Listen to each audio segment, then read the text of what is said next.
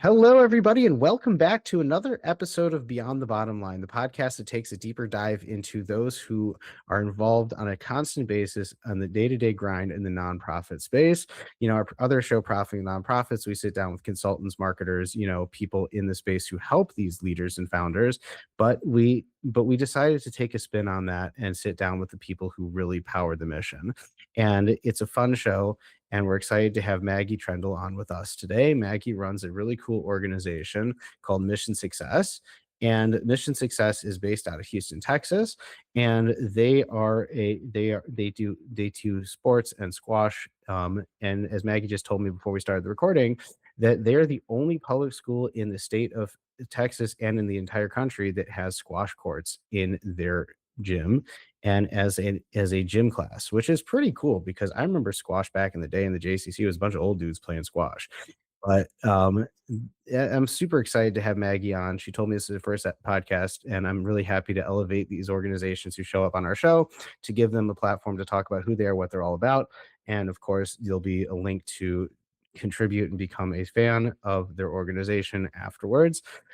As always, this podcast is sponsored by GiveSuite.com. GiveSuite is the only platform you'll ever need to run your organization, literally from donor management, fundraising, marketing, banking, and more. Everything syncs beautifully and harmonizes with yourself to make your life just a little bit easier. So if you want to learn more about GiveSuite, you can check us out. I'll drop the link over there in the show notes as well. As I always say, nobody cares about me. Let's talk about you, Maggie. What's going on? Welcome to the show. How are you? Living the dream, Sean. I mean, we are almost to holiday break. So, as a public school educator, we are just crawling there, getting excited about starting the new year, ending the semester strong, and looking forward to next year. Amazing, amazing. So you're in the nonprofit world. You're also an educator. How the heck did you plop into this? Because I noticed on your site you guys have been around since like 2011. So how the heck did you get involved in this and why? Like, Yeah. So I am a 20-year educator. I and like most people after COVID, I was sad. I was talking to a lot of dots. So like I didn't do any podcasts, but I like to say I did one woman shows on Teams hmm, during the pandemic. And it was just like me talking to like little bubbles every single day. And I was like, who's out there? Nobody. Cool. It's just me. So I really was looking to find a transition where I could actually really work with kids. So in March 21, I found this organization, and I, in my crazy little brain, thought like, oh, this will be like more work-life balance, which was a joke. Like nonprofit work is a yeah. grind. Yeah. And we're at a Hog Middle School in the Houston Heights. Hmm. Really unique school. It has two gyms, which is very rare for middle schools, let alone any school. And But so isn't like we Texas, isn't Texas notoriously known for like massive like high school and middle school stadiums and like crazy stuff like that? Yeah, so So, I was at Lamar High School, which is the biggest high school in the Houston Independent School district, wow. and it has 3,400 kids that go to it. It has a full-size practice football field on campus. I mean, it has Bloody baseball hell. courts. Yeah, it has baseball field, softball field, tennis courts, a practice soccer field. Like it's huge, huge, huge, huge. And so, but squash is not a sport here in Texas that has ever been really historically uh, known of. We're definitely up. Squash is building here in Houston. We just had the World Juniors a couple of years ago. Hmm. Kids, over 300 kids from all over the world competing.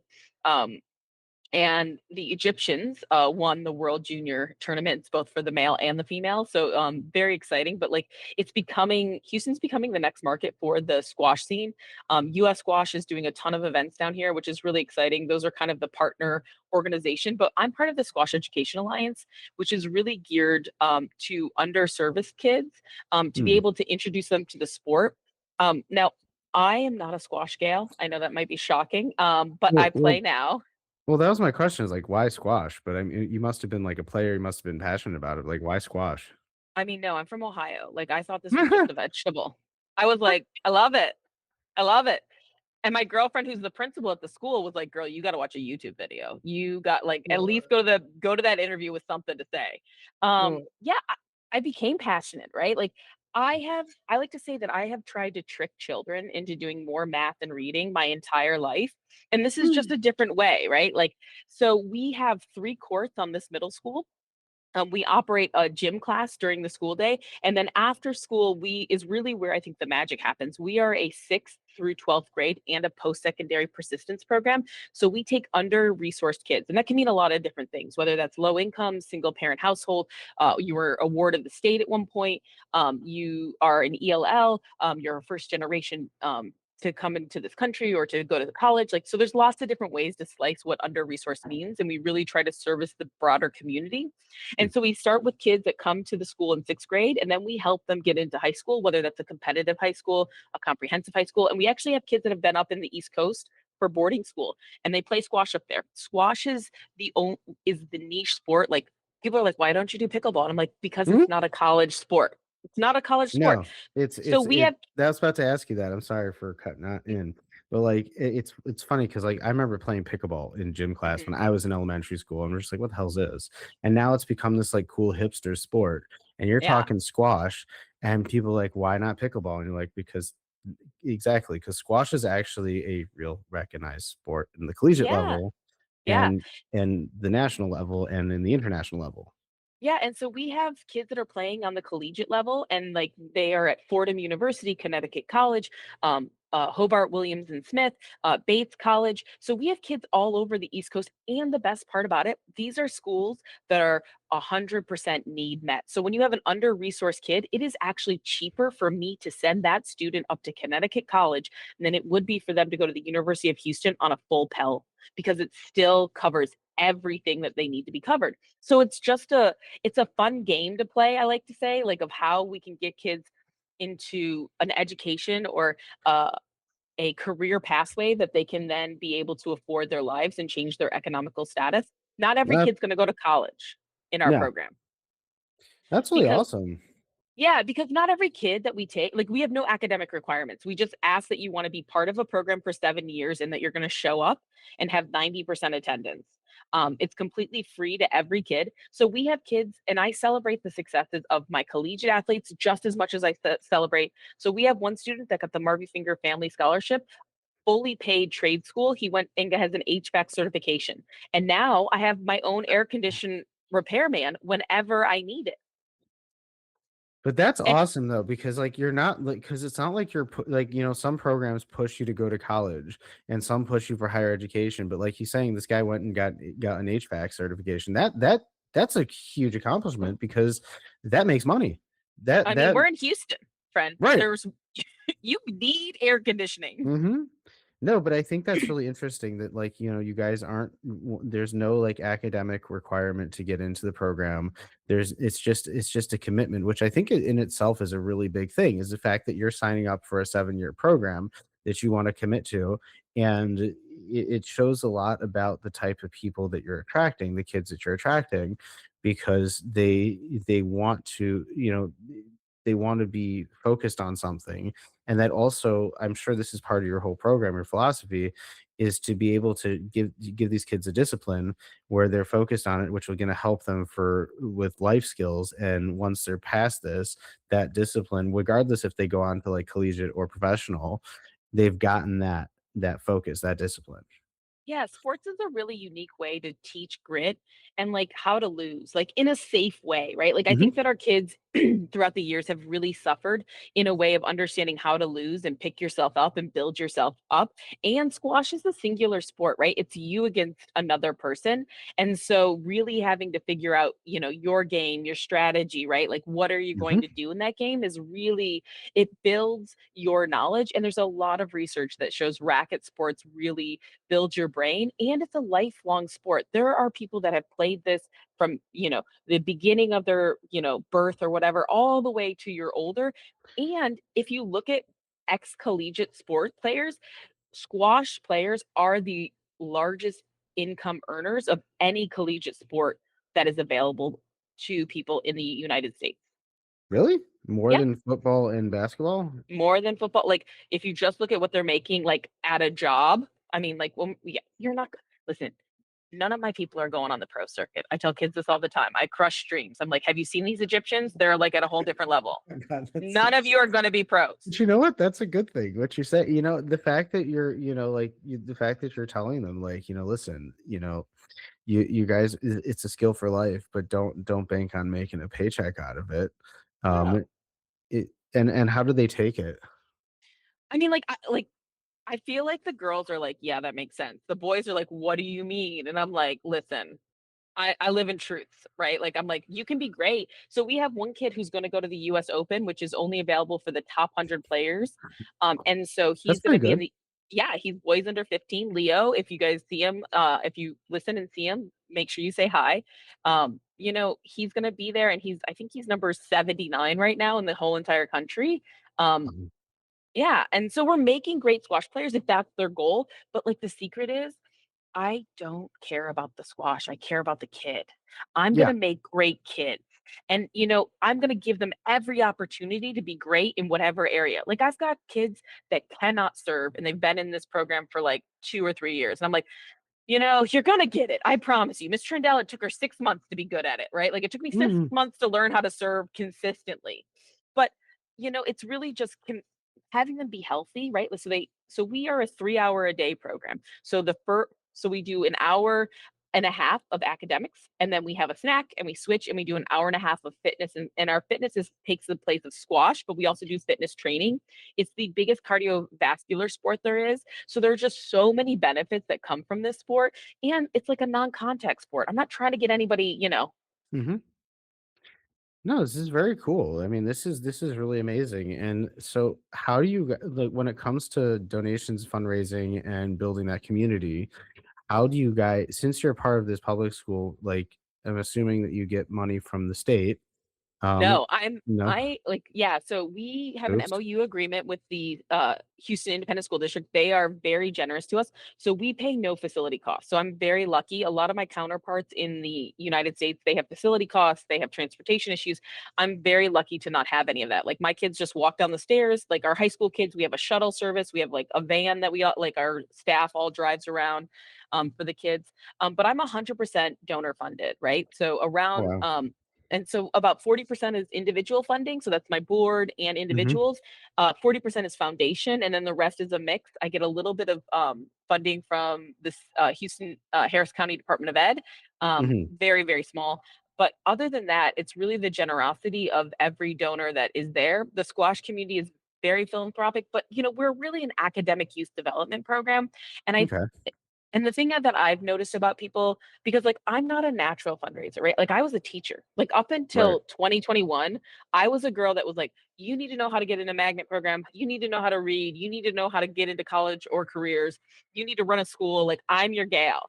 And then like I moved into this role and it has been really life changing in a lot of ways because as an educator, I help a kid for a year, or when I was an administrator for like maybe 3 or 4 years, I have a kid. But I have a kid from sixth grade all the way through a post secondary pathway.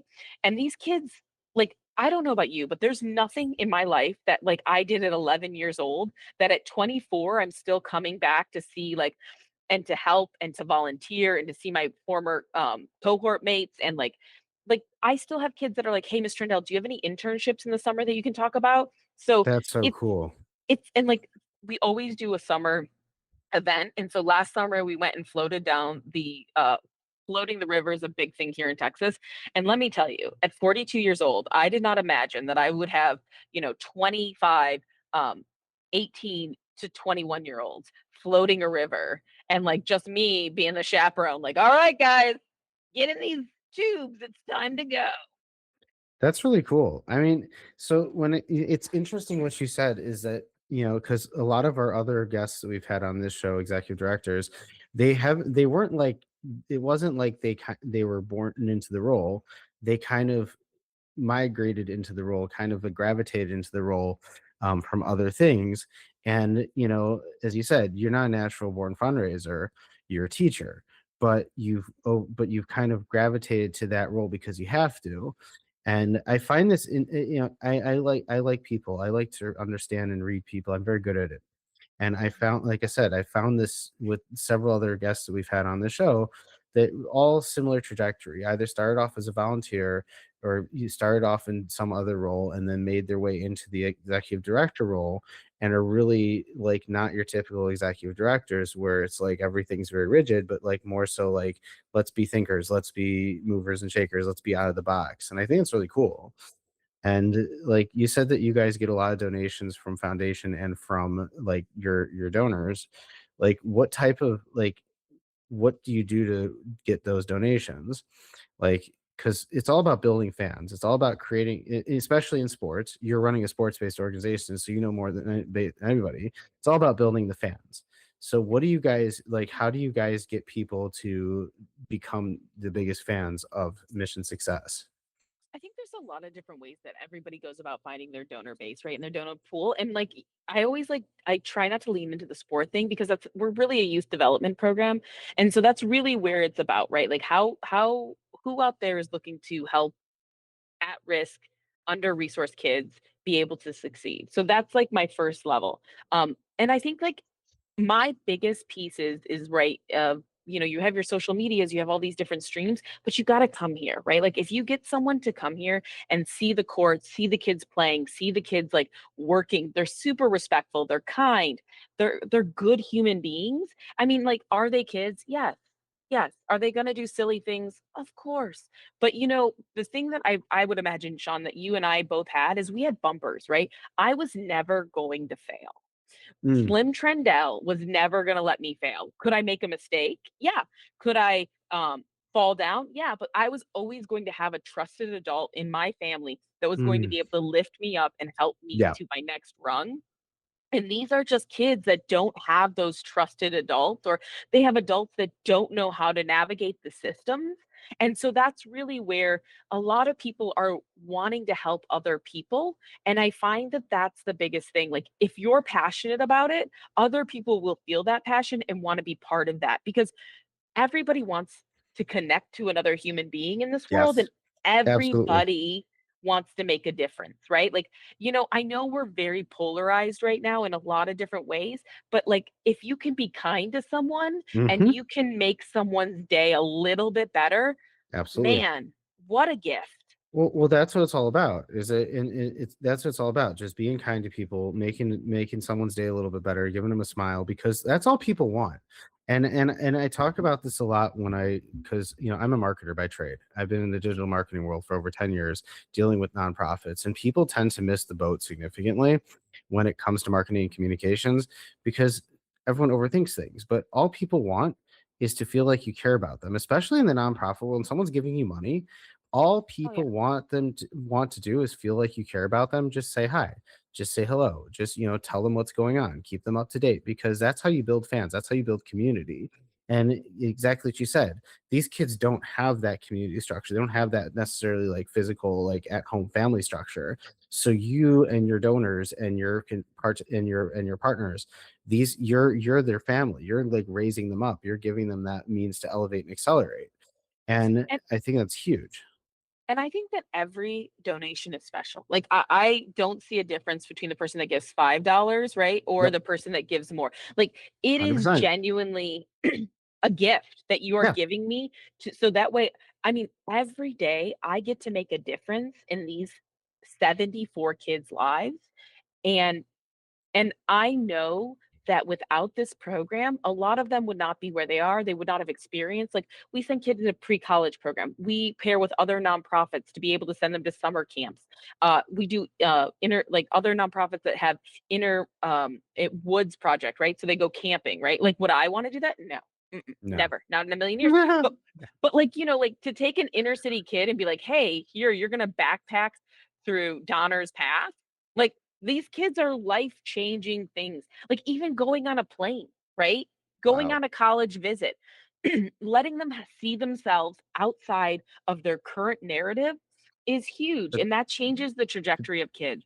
but that's amazing because it's about manifesting that what you want, having that I want, that manifestation of what you're gonna be and how you're gonna do it. I think it's amazing what you guys are doing. Like, it's absolutely amazing. Yeah, and Um, I always tell kids all the time, a closed mouth doesn't get fed. So if you don't ask for what you want, if you aren't saying something, if you aren't going out there and talking, and I make my kids write letters to our donors. I make our kids talk to our donors when they come in because it's just a skill that like listen, Right. I love technology. I love a TikTok scroll at night. But there are things that I did as a kid that we were forced to do. Thank you Whether that notes. was yeah, like there were things that like interacting with people, like when you I Mm. used an analog phone and I had to talk to my friend's mom before I got to talk to my But friend, right? Like they're just what things that socially they have to learn. I like what you said about how you make the kids like write thank you notes to the donors and and be in touch with them, because that is like the ultimate win in nonprofit, is when the recipient, is coming back to the giver, and then the giver sees, well, holy crap, like wow, it'll ultimately make get them to give more money, even though that's not your intent, but like it's amazing. And thank you notes are huge. Like Oh yeah. if you don't show gratitude to people, if you and I think this is really really amazing what you're doing, the fact that you're teaching these kids like the attitude to gratitude, is that nothing's given, it's earned, and you have to say thank, and you teach them this, it's going to change their lives. And the fact that your donors see this in action, which most organizations, and you know this and I know this because like we've been in this world, like most organizations don't see it like that. Most organizations are just like, oh, I need it, end of giving Tuesday, end of year giving, like let's come on, like blah blah blah, like we need a, it's like playing craps, like Papa needs a new pair of like squash shoes or something like that, like, but like the fact that you're like, it's living that gratitude and showing these people what they're doing. This is like the ultimate win in nonprofit space. People should study you. Like people should study your Oh, organization. I don't do it perfectly, right? Like let's be No, honest, like for we're a small sure. mom and pop, but like these are the things that I value when I like cuz I'm not just a person that looks for money. Like I put my mouth where my money is, right? My money where my mouth is, right? Like I give, and I don't just give to this organization, but I give to some other organizations as well. And Mhm. they are, it is important for me to philanthropically give across different things that are important to me and my husband because we are only going to be able to make a change in the society if we all work together. And I'm not going to wait for anybody in Washington, D.C. to make that. I'm going to start at home doing what I can do and using my money that I earn to make a difference in this community. And that's the biggest piece that I see. That's amazing. You're amazing. I'm so happy I met you. I'm so happy you came on our show. So as we wrap up this episode, this has happened to be one of my favorites so far. Thank What piece you. of advice would you give to somebody who, just like you, has kind of transitioned into the role of executive director from either being something else or being within the organization, or and find themselves in the leadership role? What piece of advice would you give somebody? Yeah, I have a couple things. So one, mentors are wonderful. Mentors are huge. Mentors are the lifeblood. And I've had many different mentors and different amazing people that have guided me and been able to help me when I've had questions. And so Mhm. finding yourself mentors that you can trust, you can lean on, you can get help. But the one thing that, like, a piece of advice, like, so I always say I never wanted to be a principal and I never wanted to be a business owner because my Mhm. family, and then I woke up in like 2021 and I was both of those things at once. I was like, oh no, Mm. like Mm. oh my God, I'm both of them, right?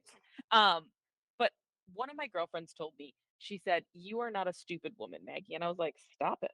Stop with these compliments." She's like, "No." She goes, "You're never gonna make a bad decision that's going to risk kids." And I have three pillars. It's safety. Like every kid needs to be safe, healthy, and happy, right? And like, are they gonna be happy about doing more reading? No, but in the long run they will be, right? Like Mm. so I'm never going to make a decision that violates those three principles, and I may not like my outcomes of those things, but I can make a different decision, right? I can look at the outcomes and say, "Hey, this isn't working. Let's try something else." And as long as I stay by those three pillars of, like, every kid in my program is going to be safe. Every kid in my program is going to be treated mentally healthy, like so that way we're not putting too much pressure on kids, we're not like making kids feel overwhelmed. They're going to get healthier from being in this program. And every kid is going to find happiness in this program, whether it's a new friend, whether it's like accomplishing a new skill, whether it's, winning like a tournament, whatever it is, they're going to find happiness here. And as long as I stick by those things and stick by those pillars, I'll be perfectly good. And then I guess the other piece is I work. I wake up every day and I work. And I'm going to ask somebody for money and I'm going to talk about my program and I'm going to work. And if you work, you're going to be able to find success. And I think that that is like a value that I think that every executive director, if you don't know what to do, just start doing something and you're going to figure it out. Makes sense to me. Well, this was amazing, Maggie. Thank you so much for joining me on the show. So, everybody, I'm going to drop the information for Mission Success in the show notes. You'll be able to see their website, learn more about them. If you want to join them and become a partner or a fan, their donation button is there on their website. And if you'd like to connect with Maggie in any way, I'm going to post her LinkedIn information and her contact info. And as always, this podcast is proudly sponsored by GiveSuite.com. Check us out, learn more. If we are looking to upgrade yourself and elevate and accelerate, as Maggie and I have been talking about, GiveSuite is the platform for you. And you can find this episode will be on our YouTube channel, will be on our website, will be on all our social media channels. And until next time, we'll catch you later on Beyond the Bottom Line.